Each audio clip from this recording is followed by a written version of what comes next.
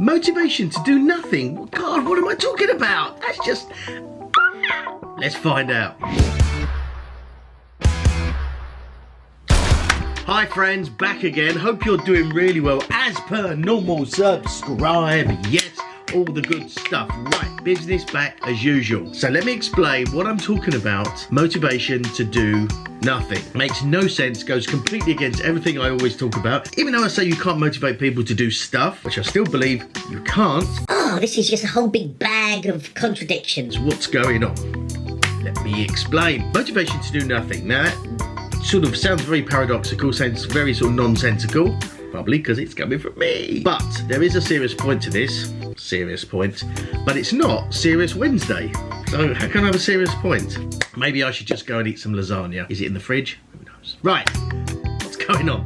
Motivation to do nothing. I go on about and bang on about this and preach all the time about making changes and changing things in your life to do better things and to make more of your life and live a great life and all that good stuff. And I stand by that. It's not that I'm saying no, don't do any of that. I completely stand by that. That's not what I'm talking about today. It's something that goes alongside that. Now, if you get into the mindset of making changes and looking for opportunities and how you can improve things and sharpen the tools in your toolbox.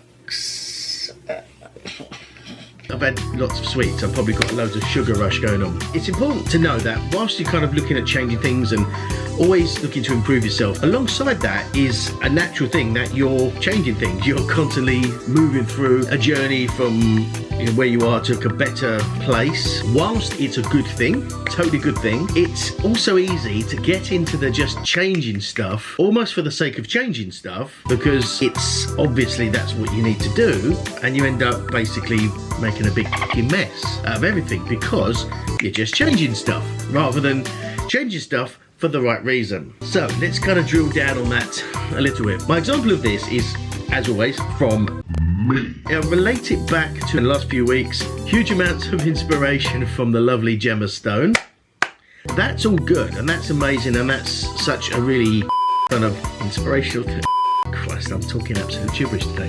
What I found myself doing initially, I mentioned this in a video, was I kind of veered away from personal development stuff, things like that, and then I sort of go, hang on, I need to kind of just get back on the path, and that's fine. Along with the kind of inspiration and everything going, there's that sort of looking to do different things, and along this journey on this channel, something that I've almost accidentally fallen into, but it's turning it to be, I personally think, a better option for me, or better way, is how and where I film the vlogs. Now initially, the very first vlog, it was kind of out and about, so I was in the car doing stuff, and the kind of, I suppose, classic vlog type format. And then I did many of these in the park and outside and in the car and all that stuff, and I absolutely love doing those. It's more sort of dynamic, I'm outside, fresh air, that's all kind of groovy, and it's just a fun way to do it, and it's kind of much more vlog format, and actually it goes in line with my original intentions of how to present this information. Rather than just be sort of talking to a camera like this, I wanted to have that vlog format because I felt that was a different way to maybe kind of get the message or get the information across. But what I've noticed is as time has gone on and as the channel has evolved, and more importantly, my editing and my, I almost don't want to say it, filmmaking skills have developed, and the way I edit and how I edit and all that sort of stuff. What I've noticed is that I'm less tolerant on poor production. Now, caveat. I 100% say this all the time, and hands up. Hands up. That I have a poor approach to production quality, and again, apologies, it's not as cinematic as I'd like it, but I also balance that out with that it's an everyday vlog as opposed to some beautiful creative piece. Someone like Casey Neistat, absolute amazing filmmaker, and produce kind of mini films each day, but there's also a time coefficient and skill, etc, etc. So I was trying to balance the two. So what I wanted to do was kind of create something that was dynamic and hopefully fun and interesting to look at, with the sort of the message or the information I wanted to present in a kind of hopefully as a decently produced package. The problem I found is that sort of outdoorsy vlog in the park type stuff. I love doing it. It's good fun and all that good stuff, but it raises the complexity of the editing and the sort of the production much more. If you're daily vlogging out there, you may disagree, you may agree. Actually, let me know in the comments, do you agree that it's much more work to do that kind of vlog style than this kind of thing? I'd love to know and get some sort of feedback. But what I found was, and I noticed this sort of yesterday, and I spent way too long editing yesterday's vlog, primarily because it was all to do with like colour correction and lighting and white balance, and there was so much time I was kind of just f***ing about and just f***ing around doing stuff like that, trying to get all the everything balanced rather than do the edit. That was less enjoyable. Not that I didn't want to produce a good film or video, it was just less enjoyable trying to colour correct everything, and it was just much more of a to do that. I actually finished the whole thing at like 2:30 AM, which is ridiculous on a daily schedule when you have to get up at 7 AM for work. Not sustainable at all. What I realised, and bringing it all back from this huge sort of kind of monologue of fluff, is that whilst I like doing the outside stuff, and I will continue to do the odd one here and there, from a material point of view and an editing and almost like my style of vlogs, it's this.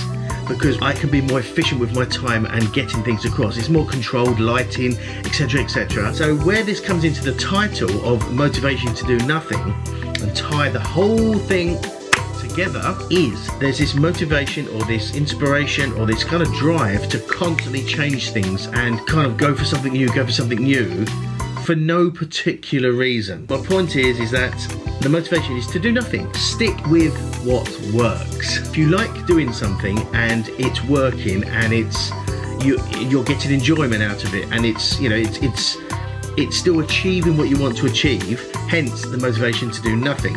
Sometimes it's important to realise that things you're doing may be the best way of doing something, they may be the best thing for you, and so stick with it. You know, you don't have to constantly be change for the sake of changing.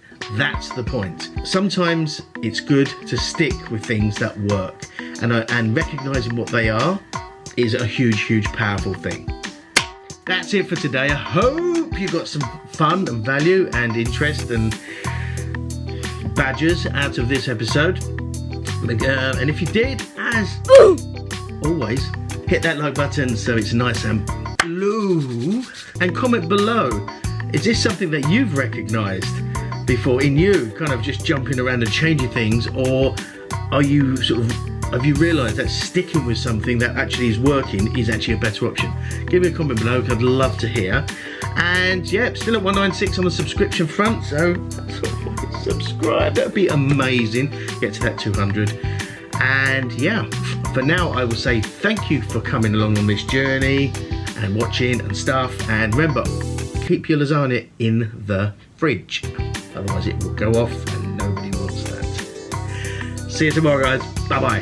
Thanks again for watching, guys. I really do appreciate it. If you haven't subscribed already, make sure you do so down here, and check out my other video down here. And remember, live your best life and profit from that passion. See you next time. Bye bye.